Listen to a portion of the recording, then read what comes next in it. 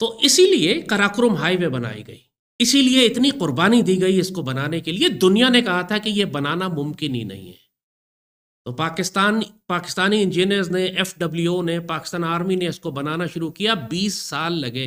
59 में शुरू हुई और कहीं 79 80 में जाके जनरल ज़ियाउल हक के दौर में ये मुकम्मल हुई। हजारों जानें ज़ाया हुई। लेकिन इस सड़क को बनाने का मकसद यही था कि पाकिस्तान और चाइना के दरमियान एक स्ट्रेटेजिक लैंड ब्रिज कायम हो जाए। और जाहिर है कि वो सड़क हमें बहुत काम आ रही है। हमारी चाइना के साथ तिजारत भी है, हमारी डिफेंस सप्लाईज भी यहाँ से आती हैं, हमारा सीपैक का ट्रेड रूट भी यहीं से आ रहा है। एक क्रिटिकल वाइटल लैंड रूट है ये हमारे लिए। लेकिन आने वाले वक्तों में ये बात हमको बहुत अच्छी तरह मालूम है कि ये जो मोदी अखंड भारत बनाने के चक्कर में गिलगित बल्तिस्तान पर जंग करना चाहता है, जब कश्मीर में आज़ाद कश्मीर को कब्जा करने की बात कर रहे हैं, और आने वाले वक्तों में हमें नजर आ रहा है कि दुश्मन की जो जंगी तैयारियां हैं, खास तौर पर नॉर्दर्न पाकिस्तान के लिए इनके इरादे बड़े वाजे हैं। अगर नॉर्दर्न पाकिस्तान में गिलगित बल्तिस्तान में जंग होती है तो हमारा कराकुरम हाईवे वाला रास्ता बंद हो जाएगा। चाइना तक जाने के लिए हमें लाजमी दूसरे लैंड रूट्स चाहिए।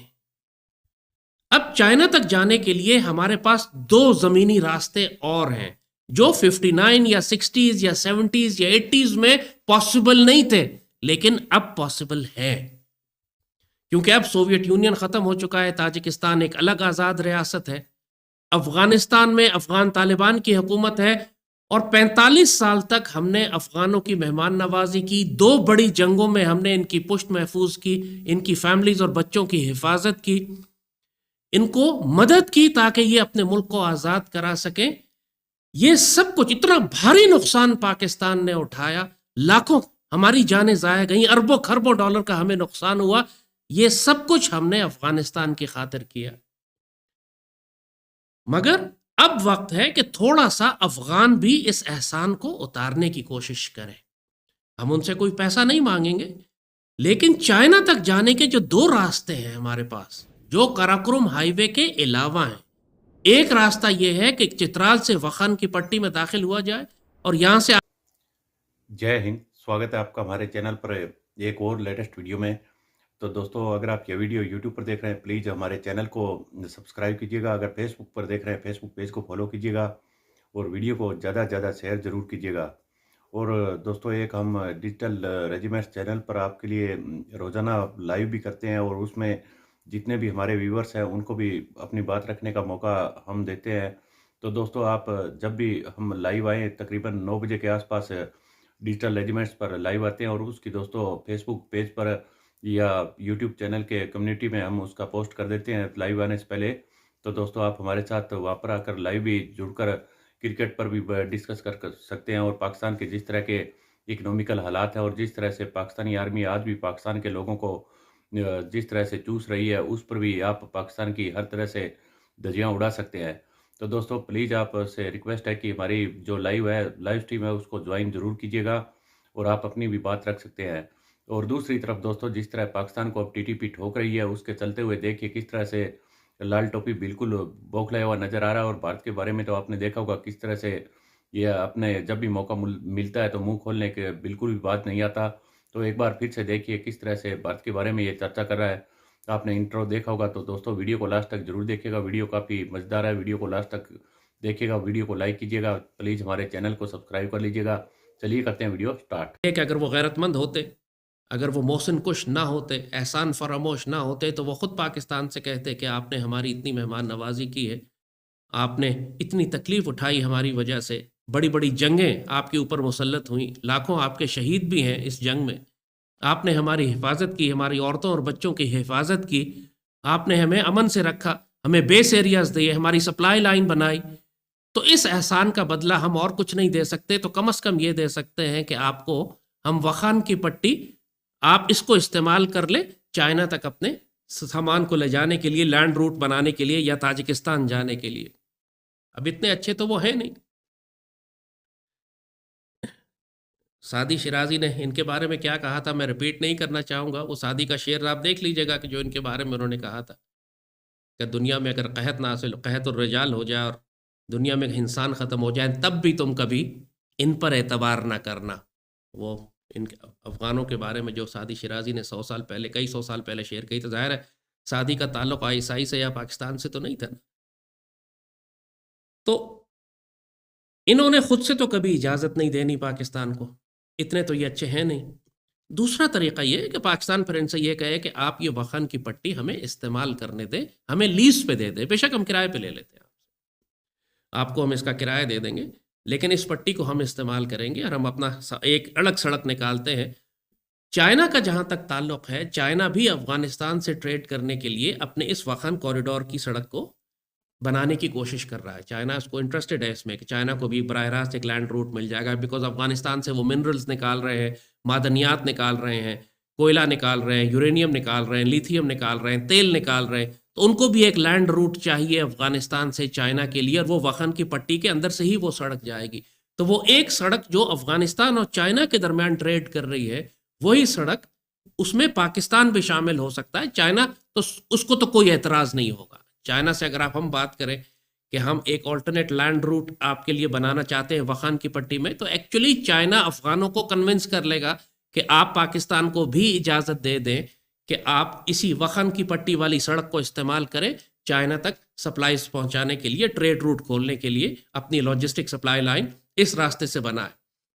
जैसे कहा, दूसरा तरीका है कि हम उनसे लीज की बात करें। तीसरा, चाइना का प्रेशर डलवाएं। अगर ये फिर भी नहीं मानते तो फिर वो बाकी बदमाशी रह जाती है। इसको बदमाशी को ना माना, मुझे पश्तो में कहते हैं, बदमाशी तो मैं नहीं मानता हूँ। फिर टोपक ज़बा कानून के बंदूक मेरा कानून है, आपका जी इलाका हम ले रहे हैं। ज़ाहिर है अफगान इनका तो बाप भी वापस नहीं ले सकता अगर पाकिस्तान ये कहे कि हम वखान की पट्टी को जम कर रहे हैं अपने अंदर। वो तो बॉटल नेक है छोटा सा, बिल्कुल। पाकिस्तान ने सिर्फ वहाँ पे चेक पोस्ट लगा के अपनी एक बॉर्डर कंट्रोल रखना है। ये पूरे अफगानिस्तान से इनका दाखिला ही बंद हो जाएगा वखान की पट्टी में। पाकिस्तान जिस तरह चाहे इस्तेमाल करे उस रास्ते को। फिर हम सड़क एक ताजिकिस्तान की जाने बनाएं, एक सड़क हम चाइना की तरफ बनाएं, ताजिकिस्तान से भी चाइना का रूट निकालें। तो हमारे पास मल्टीपल रास्ते मिल जाएंगे हमें चाइना तक जाने के। अभी तक पाकिस्तान ने इस एक्सेस पर काम नहीं किया। जैसे कहा कि काम इसलिए नहीं किया कि 2 साल पहले तक तो अफ़गानिस्तान में अमेरिकन्स मौजूद थे, वहाँ जंगें हो रही थी, और ये ऑप्शन उस वक्त पाकिस्तान देता भी तो, बल्कि पाकिस्तान में कोई ऑप्शन सोचने वाला ही नहीं था कि ये बातें सोची जाती।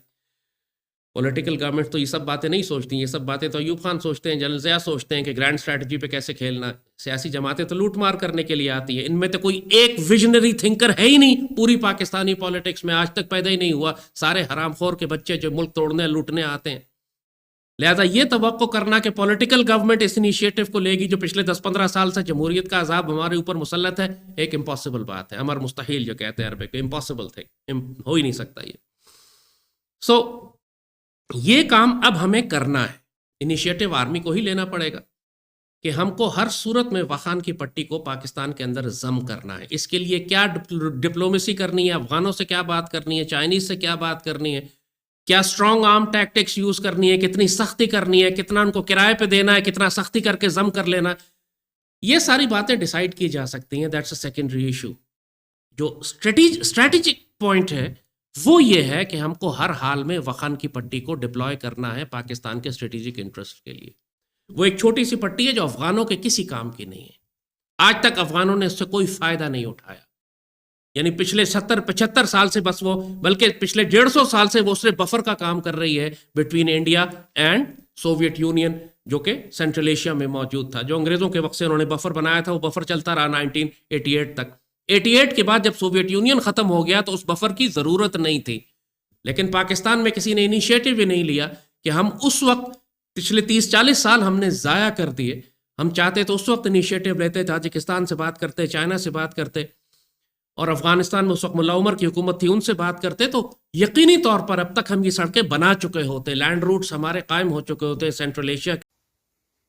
तो दोस्तों, उम्मीद करता हूँ आपको वीडियो काफ़ी अच्छा पसंद आया होगा, और इसी तरह की हम आपके लिए पाकिस्तानी मीडिया की एक से एक लेटेस्ट वीडियो लेकर आते रहते हैं। और खासकर जो दोस्तों हमारा चैनल डिजिटल एलिमेंट्स है, उस चैनल पर आपको एक से एक लेटेस्ट वीडियो मिलती रहती है। और दोस्तों, जो शाम को हम प्रोग्राम लाइव करते हैं उसमें आपको ज़रूर आना चाहिए। और दोस्तों, आपसे रिक्वेस्ट भी है कि उसको ज़रूर आप ज्वाइन कीजिएगा। आप वहाँ पर, मैं कमेंट बॉक्स में रोज़ाना लाइव का लिंक पिन कर देता हूँ, आप वहाँ पर आकर लाइव ज्वाइन कर सकते हैं और अपनी भी बात रखिएगा।